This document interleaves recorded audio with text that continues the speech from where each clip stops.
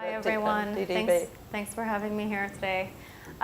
So we're much less further along than my friends up here. So we did start our partnership with NLI in May. So I'll just kind of take you through. Does anyone know what DDB is? Anyone familiar with the organization? That's what I thought.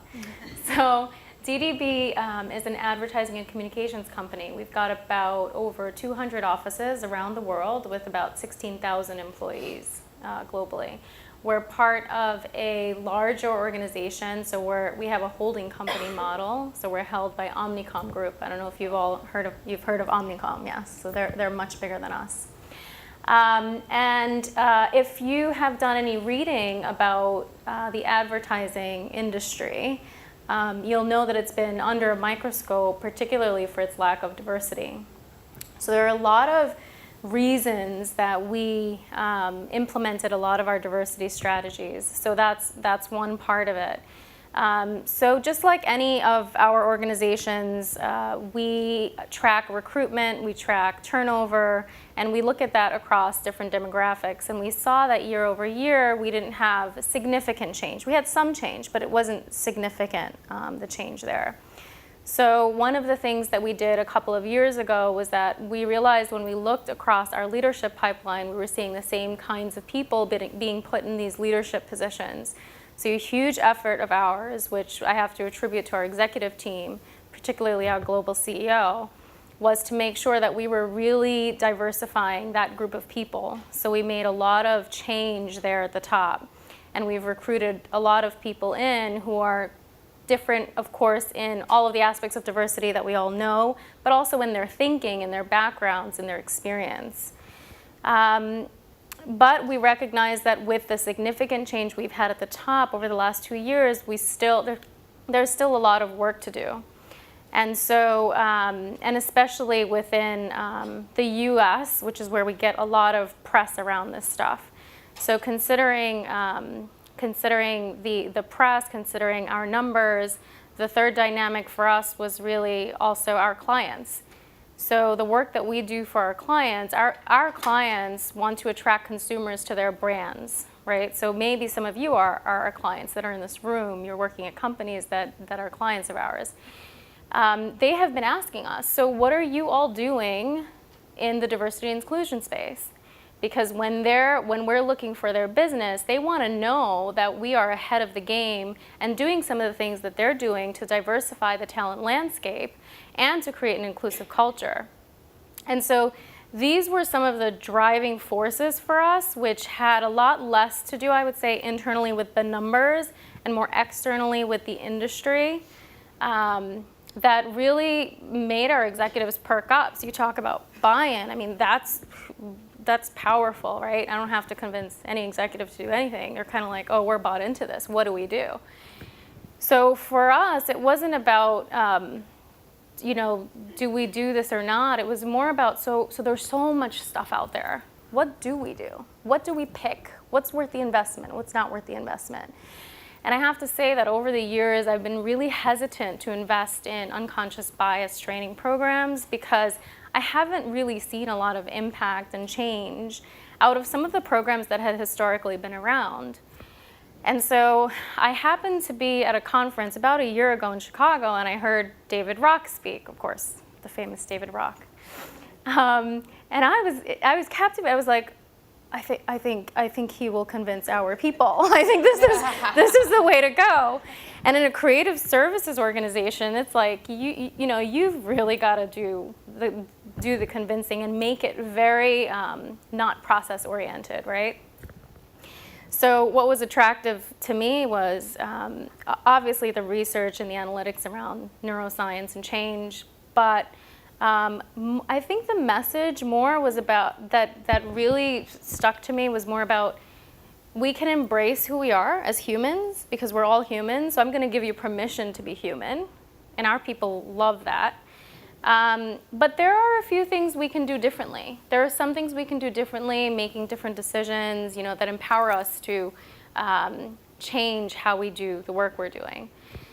And then the policy and practice piece was really important to me as well, because I think in order, we can start to change human behavior or begin on that journey, but unless the organization enables that through policy and practice, I don't think that there's much the people can do without the organization coming in and going. So those things combined, that was powerful. And I asked my team, I said, call these people, because we need to talk to them about how they can help us. So I think I put them through a bit of torture, because I asked them to do things the way they usually don't do them. And in the spirit of what Cara was saying about different touch points and nudges, I really wanted us to invest in a program that had all of those aspects, because we all know one classroom training stop is not the answer. So we took a 4-part approach to this, and like I said, we started in May. And I really wanted to start at the top with this, and all of our executives agreed.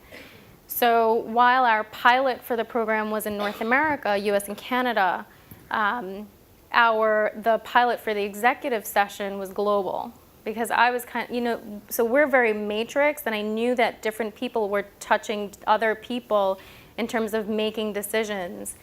And depending on if you were on a global business, you would really be involved with teams that were all over the world. So we asked David Rock to come in and do a 90-minute session. We called it an executive briefing session. And you think 90 minutes is too much for executives, right? So I was trying to cut down the 4 or 5 hour training that's normal. And I was like, 90 minutes, perfect. Can you do this? They said yes. So we had executives from around the world dial in, and we had the folks that were in New York come into the room. Our global CEO was there. All of our regional CEOs were there. And it was fascinating. I mean, they were eating up everything he was saying, and I've never seen such engagement from an executive senior leadership team in this, happen this way. And at the end, I was told, that wasn't long enough. I need more time. And I was like, are you kidding me? I was doing you a favor.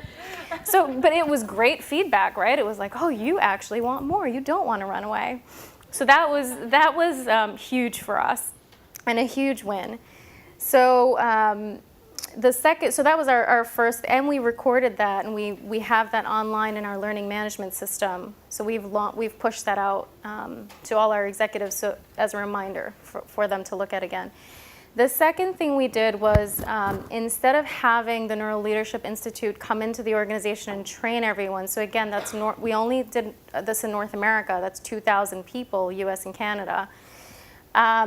We asked for some people in our organization to be trained.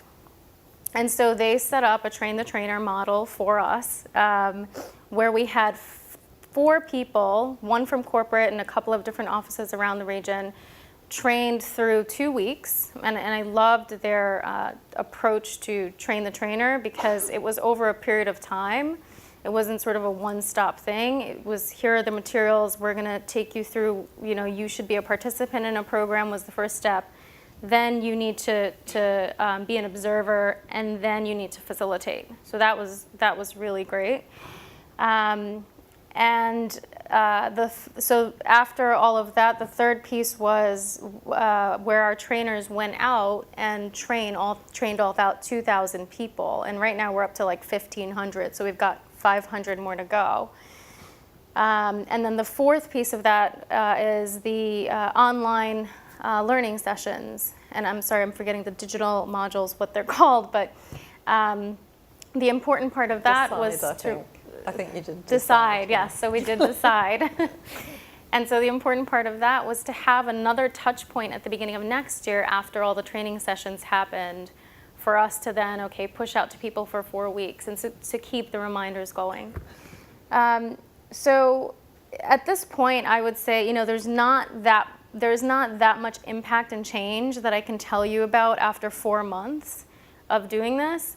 But I can share with you a little bit of the feedback that I've been hearing, and that's mostly around, people would walk in and say, I thought this was going to be another diversity training, and we didn't call it diversity, we called it breaking bias. And they were so relieved to find out, I get to be human, and I get to I get it, this is something maybe I'm programmed this way, but you're going to give me tools to walk away with that I can implement immediately with my teams, but also with my clients. And that was huge for them. They also loved that we mixed out all levels within the class. So we didn't just have executives together and middle managers together. We actually mixed everyone in. So they felt really comforted by that everyone was kind of at the same level in the classroom. And learning kind of the same things and hearing one another's feedback. So that's kind of the feedback. And I guess I have to give a shout out, and this is my last piece and I'll be done, to my colleague Dawn Mitchell, who's our head of supplier diversity. She's actually been the one that's been training the most around North America. And she usually sets up the class by saying to them, we're not asking you to go through radical change. All we're asking you to do is to pause, press the pause button. And I think that's so powerful. So take a minute, press pause, think about what you're doing. So it's the whole we're always rushing, rushing to everything. And I think that really gave people kind of like, oh, okay, that's all I need to do. And then equipped with the if-then statements, walking out of the room, they felt really good about immediate action.